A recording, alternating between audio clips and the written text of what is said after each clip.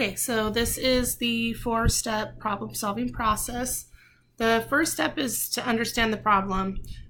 We need to identify what the problem is and make sure that we completely understand it. We can't create a plan if we're not sure what we're trying to address. Next, we're going to devise a plan. So we need to come up with solutions. How am I going to solve the problem? The next one is carry out the plan. So now I'm going to take the plan that I devised in step 2. I'm going to actually work it out, do it. The last step is to look back. So this is where I'm going to reflect. Did my plan work? Did I solve the problem? Do I need to go back and start again on step 2 and go from there? So this is important in creating a lesson because first, obviously, we need to understand the problem. We need to create a plan. We need to know what our students are going to be doing and how they're going to solve it. And then carrying out the plan, that's actually doing it. And then the self-reflection helps so we know if we need to go back, if we need to reteach something, and just promoting self-reflection. Okay, so now this is the lesson planning process. So it starts with the before phase. So this is going to be the first 5 to 10 minutes. This is where the teacher is going to get the students ready for it. It includes activating prior knowledge, making sure that they understand the problem, and setting clear expectations. These 3 can be completed in any order. So you may want to start by setting clear expectations, moving into prior knowledge, and then explaining the problem. Or you may want to start with doing your prior knowledge, talk about the problem, and then set your clear expectations before they move on. So with prior knowledge, this is where we need to make sure we introduce any vocabulary, a new strategy, or a new tool, and talk about the tools that we've used in the past and connecting those with that. And then the teacher's also going to remind the students of any previous lessons that may be relevant and connect to any personal experience. This one is a problem clear, so we need to make sure that the problem is understood by all students. Students aren't going to be able to solve a problem if they don't know what the problem is. But this isn't where the teacher tells the students how to do it. So we're not going to tell them, okay, here's the problem. You need to do this, this, this, and that. This is just saying, do you know what the problem is asking? And so I liked the visual here. A problem well stated is a problem half solved. Okay, so that's the first step is, do I know what the question is? What am I being asked to do?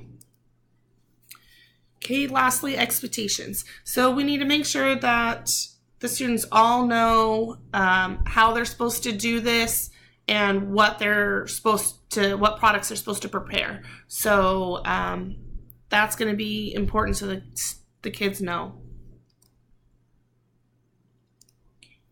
The during phase. So this is actually where the students are going to engage in the activity. Teachers can choose to do this as individual work, partners, or in small groups. And we need to make sure that all our tools are accessible. So the first part of this is to let go. So this is where the students work out the problem. You know, we can help them through the problem, but we're not going to tell them how to do it.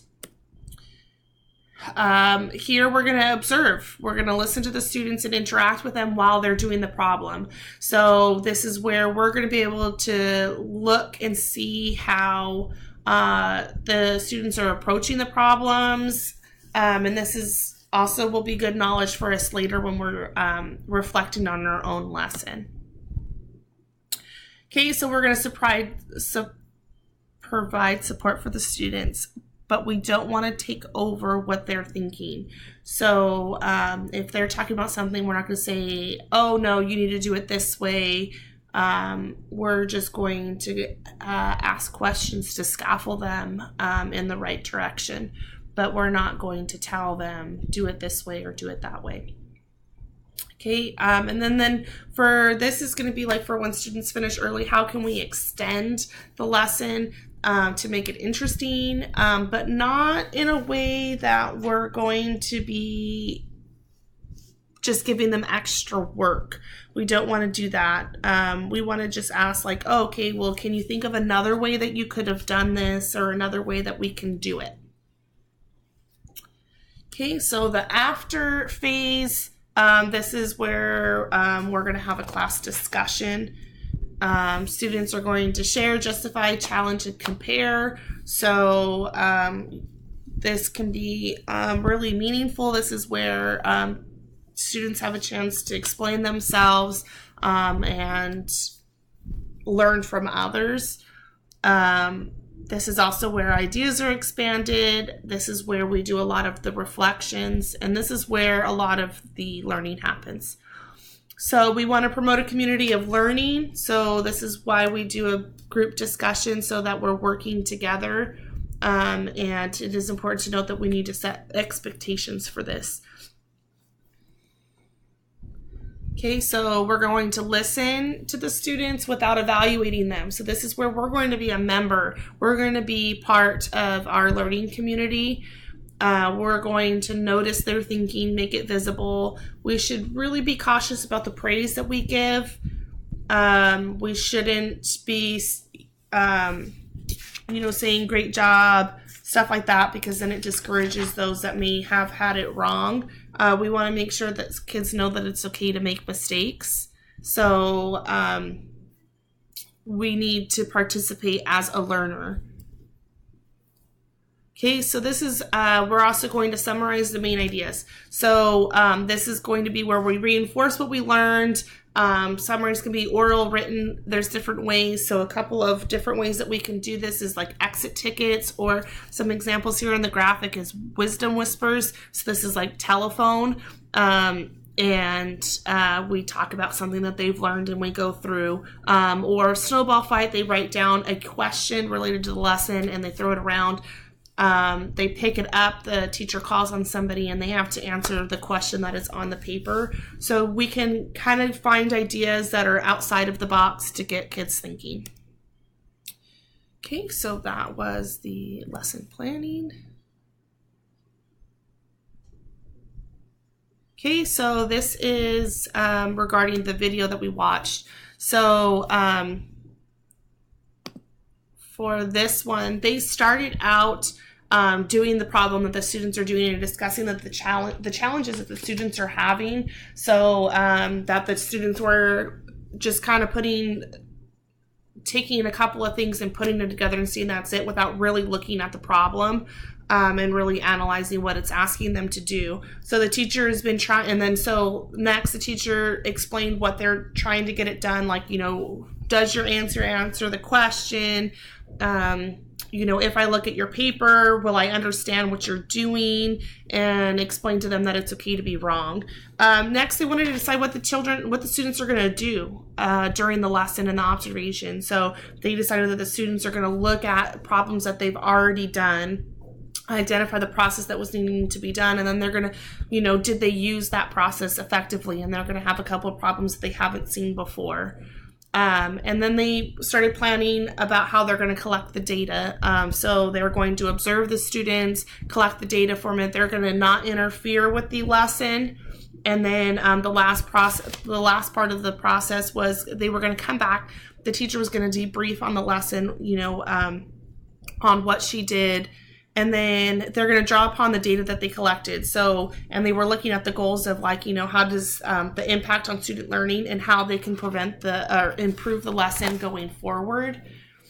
So this was what they did. They kind of broke it down. They started off with doing the problem, discussing what the challenges are with the problem that the teachers are seeing across the grade level, and then building on of what she's currently doing, what she wants the kids to be doing, and then collecting the data and figure out how they're going to improve the lesson. So this is the sample question that I decided to focus on, so that students can explain and apply mathematical concepts and carry out mathematical procedures with precision and fluency. The depth of knowledge is going to be 1. So here's the sample question. Miss Clancy uses a backpack on a hiking trip. She took 2 kg of food out of her backpack to make it lighter. The scale shows below how much the backpack weighed after she took out the food. How much did the backpack weigh in kg before she took out the food?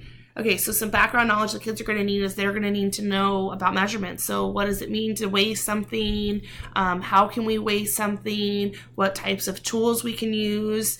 They're going to need to know what kg means. What those 2 letters, kg, what does that mean? They're going to need to know how to look at a visual and decide how they're going to do it. So they need to know that when they look at the scale, what does this arrow mean and how does it work? What is this? They need to know what the tools look like and how they're used in order to decide this. So the depth of knowledge was 1 for this one, and I would agree that it is the appropriate depth of knowledge. So this one we're recalling. So examples of stuff like this is going to be to recognize things and measure things and draw upon it. So this is just they need to identify what things are. They need to know how to measure something and recognize what those different tools are. So I would say that it was an appropriate level for this sample question to be a level 1.